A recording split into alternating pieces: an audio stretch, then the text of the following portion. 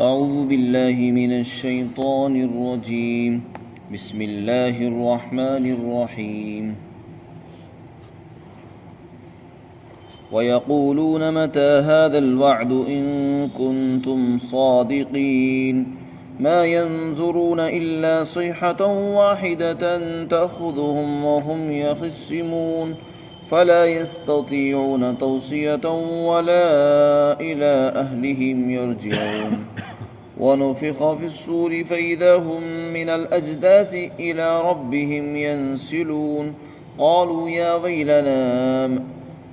يا ويلنا من بعثنا من مرقدنا هذا ما وعد الرحمن وصدق المرسلون إن كانت إلا صيحة واحدة فإذا هم جميع لدينا محضرون فاليوم لا تظلم نفس شيئا ولا تجزون إلا ما كنتم تعملون.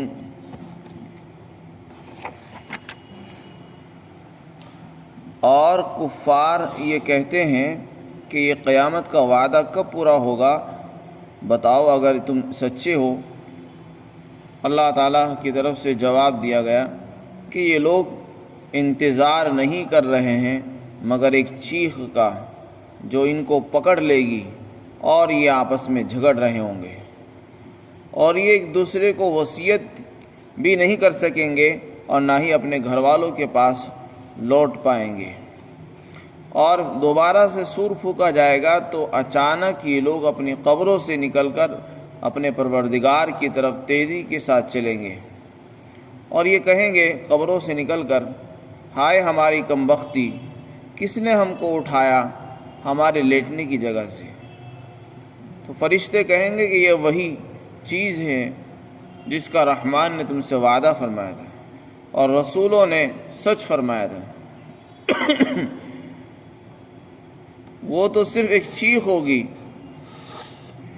اور اچانک یہ سب لوگ ہمارے پاس حاضر کر دیے جائیں گے، اور آج کسی پر ذرہ برابر ظلم نہیں کیا جائے گا، اور تم کو انہی اعمال کا بدلہ دیا جائے گا جو تم کرتے تھے۔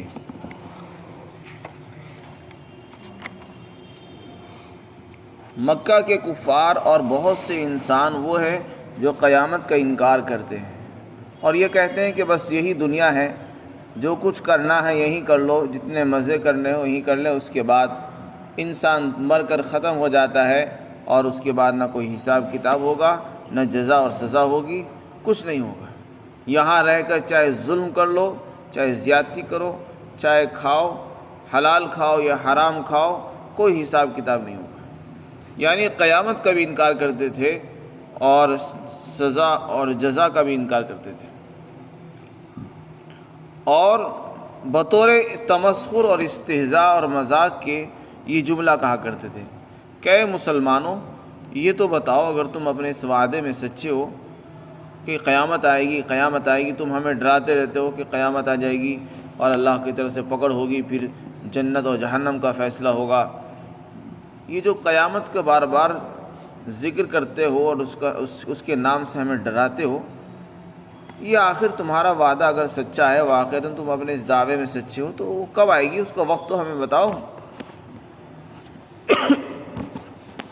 ان کا یہ سوال کسی چیز کی تحقیق کے لیے نہیں تھا، تحقیق طلبی کے لیے ان کا یہ سوال نہیں ہوتا تھا، بلکہ یہ تمسخر اور استہزاء اور مذاق کے لیے تھا۔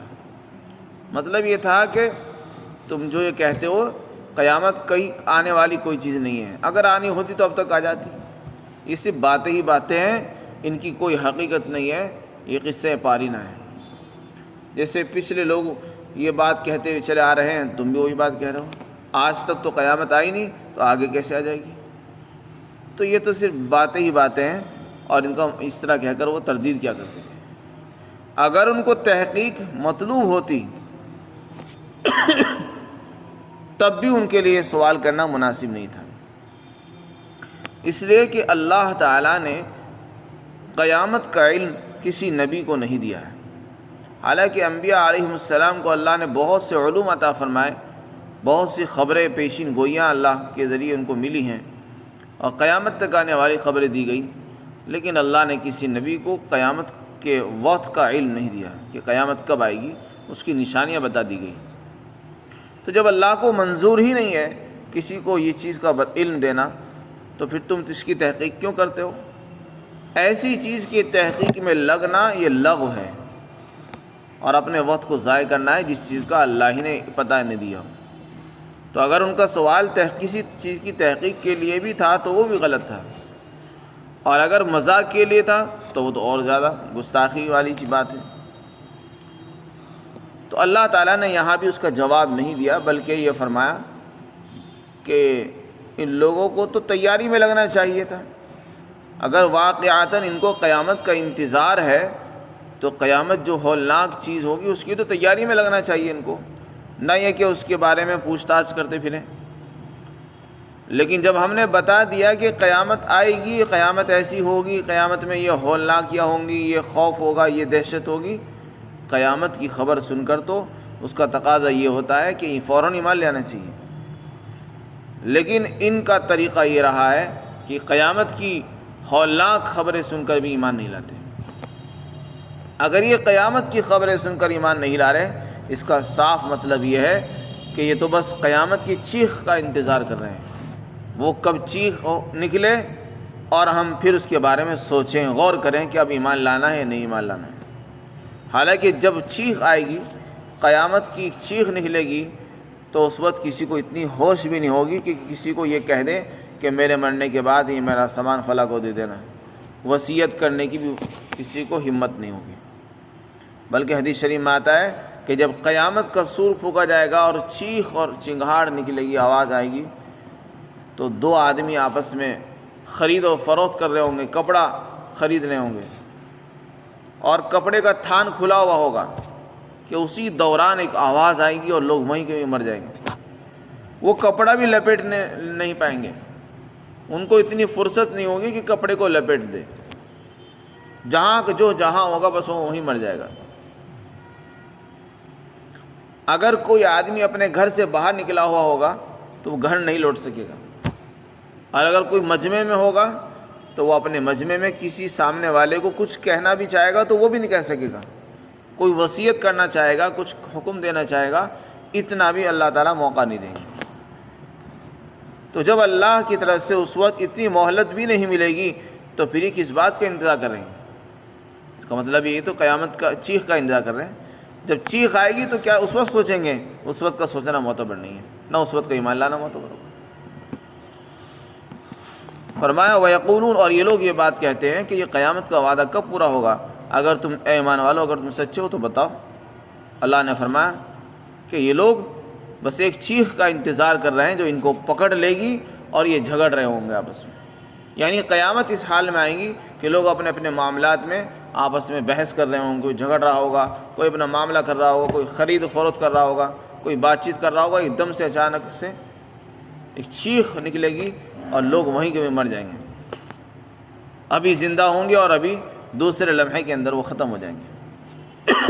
جیسے کہ حدیث شریف میں فرمایا کہ کپڑے کا تھان پھیلا ہوا ہوگا، اس کو لپیٹنے کی بھی فرصت نہیں ملے گی کہ ایک دم سے وہیں مر جائیں گے۔ فَلَا يَسْتَطِيعُونَ تَوْصِيَةً، اور وہ وصیت بھی نہیں کر سکیں گے۔ مجمع میں بہت سارے لوگ اکٹھے ہوں گے، ایک دم سے چیخ نہیں لگی، مر جائیں گے، اتنی بھی مہلت نہیں ملے گی کہ سامنے والے کو کچھ کہہ دیں، اور نہ ہی اپنے گھر واپس جا سکیں گے، نہ واپس جانے کا موقع ملے گا۔ تو جب قیامت ایک ایسی ہولناک اور ایسی خطرناک چیز ہے کہ وہ اتنا بھی مہلت نہیں دے گی، تو پھر تو انسان کو تیاری میں لگ جانا چاہیے۔ عقل مندی کا تقاضا یہ ہے کہ آدمی کو موت سے پہلے، قیامت سے پہلے تیاری کرنی چاہیے، اور اس دن کا انتظار نہ کرے، اس سے پہلے اللہ کو راضی کر لے اور جنت میں جانے والے اعمال کر لے، اس سے پہلے کہ قیامت آئے اور ہم وہاں افسوس کریں۔ یہ تو نفخہ اولیٰ کا بیان تھا۔ حدیث شریف میں آتا ہے، جیسے قرآن کریم کی آیات سے معلوم ہوتا ہے کہ سور 2 مرتبہ پھونکا جائے گا۔ حضرت اسرافیل علیہ السلام جس سور کو لیے ہوئے کھڑے ہیں، اس میں 2 مرتبہ پھونک ماری جائے گی۔ جب پہلی مرتبہ اس میں پھونک ماری جائے گی تو اس سے ایک آواز نکلے گی، اس آواز کی شدت اور دہشت کی وجہ سے لوگ مر جائیں گے، سب لوگ مر جائیں گے، ہر چیز ٹوٹ پھوٹ جائے گی، زمین اور آسمان ختم کر دی جائیں گے. تو یہ تو پہلی مرتبہ ہوگا. پھر کئی سال کے بعد دوبارہ سے سور پھونکا جائے گا، اور سور میں دوبارہ سے جب پھونک ماری جائے گی تو لوگ اپنی اپنی قبروں سے باہر نکلیں گے. زمین اپنے خزانے نکال کر باہر پھینک دے گی، اور جتنے مردے زمین میں دفن ہوں گے وہ سب اللہ کے حکم سے باہر نکل آئیں گے اور کھڑے ہو کر حیرانی سے دیکھیں گے. اور پھر فرشتے ان کو ہکا کر میدان حشر کی طرف کو لے جائیں گے. آگے اگلی آیت میں اسی کا بیان ہے. فرمایا اور دوبارہ سے سور پھونکا جائے گا، اس نفخہ ثانیہ کا بیان ہے. تو اچانک سے وہ اپنی قبروں سے نکل کر اپنے پروردگار کی طرف تیزی سے چلیں گے. وہ ایک ایسی آواز ہوگی کہ اس آواز کی طرف کو بڑھ رہے ہوں گے وہ. اور یہ لوگ جب قبروں سے نکلیں گے کفار تو کہیں گے ہائے ہماری کمبختی، ہمیں کس نے اٹھا دیا؟ ہم تو بڑے آرام سے یہاں سو رہے تھے، لیٹے ہوئے تھے، اور وہاں سے کہ ہمیں کو کس نے اٹھا دیا؟ سوال یہ ہے کہ کفار کو تو قبر میں بھی عذاب ہوگا، برزخ کی زندگی میں بھی عذاب ہوگا، تو وہ یہ کیوں کہیں گے کہ ہم کو کس نے اٹھایا؟ تو اس کا جواب علماء نے یہ دیا کہ جو قبر میں ان کا عذاب ہوگا اور برزخ کی زندگی میں جو ان کو عذاب ہوگا وہ آخرت کے مقابلے میں کم ہوگا. جب وہ قبروں سے نکلیں گے اور وہاں کی دہشت اور ہولناکی کو دیکھیں گے، اس کو دیکھ کر ان کو احساس ہوگا کہ ہم تو وہاں سکون میں تھے، وہاں ہم مزے کے ساتھ لیٹے ہوئے تھے، یہاں تو زیادہ ہی بڑی مصیبت ہے، یہاں کی ہولناکیاں بڑی ہے اور وہاں کی ہولناکی اتنی بڑی نہیں تھی. تو وہ یہ کہیں گے کہ ہم کو کس نے اٹھا دیا؟ ہم تو لیٹے ہوئے تھے، آرام سے لیٹے ہوئے تھے، ہم کو کس نے اٹھایا؟ پھر فرشتے کہیں گے کہ یہ وہی وعدہ ہے جس کا تمہارے پروردگار نے تم سے وعدہ کیا تھا کہ قیامت آئے گی، قیامت آئے گی، جس کا بار بار ذکر کیا جاتا تھا اور تم انکار کرتے تھے. یہ وہی قیامت ہے، اسی کے لیے تم کو اٹھایا گیا. اور دیکھو رسولوں نے جو تم سے خبریں بیان کی تھی کہ ایک دن قیامت آئے گی، انہوں نے سچ فرمایا اور اللہ نے ان کے وعدے کو سچا کر کے دکھایا. یہ وہی قیامت ہے جس کو تم جھٹلایا کرتے تھے. اللہ تعالیٰ فرماتے ان کانت الا صیحۃ واحدہ، فرمایا وہ بھی ایک چیخ ہوگی، بس دوبارہ جو سور پھونکا جائے گا وہ بھی ایک چیخ ہوگی اور آواز ہوگی. اس آواز کی وجہ سے وہ سب کے سب ہمارے پاس حاضر کر دیے جائیں گے، لا کر موجود کر دیے جائیں گے. فرشتے ان کو سب کو ہکا کر لائیں گے اور اللہ کے سامنے حاضر ہوں گے. پھر اس کے بعد حساب کتاب شروع ہوگا. اللہ تعالیٰ فرماتے ہیں اس دن کسی پر ذرہ برابر بھی ظلم نہیں کیا جائے گا، جس نے جو کیا ہوگا اس کو اسی کے عمل کا بدلہ دیا جائے گا. ایسا نہیں ہوگا کہ کسی نے کوئی ظلم نہیں کیا اور اس کو دوسروں کے اعمال کی سزا دے دی جائے، یا کسی نے کوئی نیک عمل کیا اس کو نیک عمل کی جزا اور بدلہ نہ ملے کسی اور کو دے دیا جائے. ایسا نہیں ہوگا. جس نے جو کام کیا ہوگا اس کو اس کے کام کی جزا اور سزا دی جائے گی. اچھا کیا ہوگا تو اچھا بدلہ ملے گا، اور برا عمل کیا ہوگا تو برا بدلہ دیا جائے گا. فرمایا اور تم جو عمل کرتے تھے تم کو تمہارے اعمال کی ہی جزا دی جائے گی، کسی اور کے اعمال کی جزا نہیں ملے گی. یہ قیامت کا منظر اللہ تعالیٰ نے یہاں پر بیان فرمایا ہے. یہ بار بار قیامت کا تذکرہ اس لیے کیا جاتا ہے کہ انسان اس دنیا کی غفلت سے نکلے اور اپنے مقصد کو پہچانے کہ ہمارا اصل ٹھکانہ دنیا نہیں ہے، ہمارا اصل ٹھکانہ آخرت ہے، جنت ہے. وہاں کی ہمیں تیاری کے لیے اللہ تعالیٰ نے اس دنیا میں بھیجا ہے. آخرت میں ہمیں کامیابی جب ملے گی جب ہم اس دنیا کے اندر اللہ کی مرضی کے مطابق اس کی منشا پر چل کر زندگی گزاریں گے. اگر ہم نے یہاں منچاہی زندگی گزاری، نفسانی خواہشات پر چلے، تو پھر آخرت میں ہم کامیابی حاصل نہیں کر سکیں گے. وہاں پھر ہم کو اللہ کی ناراضگی کا سامنا کرنا پڑے گا اور اللہ کی طرف سے پکڑ ہوگی. اس لیے عقل مندی کا تقاضا یہ ہے، جیسے کہ حدیث پاک کے اندر اللہ کے رسول نے فرمایا الکیس من دان نفسہ وعمل لما بعد الموت. عقل مند آدمی وہ ہے جو اپنے نفس کا محاسبہ کرے اور مرنے کے بعد کے لیے کام کرے. جو بھی کام کرے وہ اس لیے کرے تاکہ مرنے کے بعد اس کو کام آئے. کوئی کام اس لیے نہ کرے کہ دنیا میں کام آئے، بلکہ مرنے کے بعد والی زندگی کے لیے عمل کرے.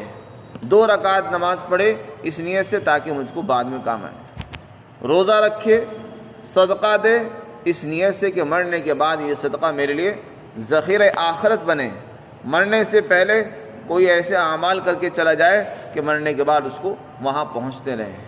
یہ ایسے لوگ عقل مند کہلاتے ہیں. اور جو لوگ دنیا ہی کے لیے سب کچھ کرتے ہیں وہ بے وقوف ہیں قرآن اور سنت کی اصطلاح میں. اللہ تعالی ہم سب کو عقل سلیم عطا فرمائے. وآخر دعوانا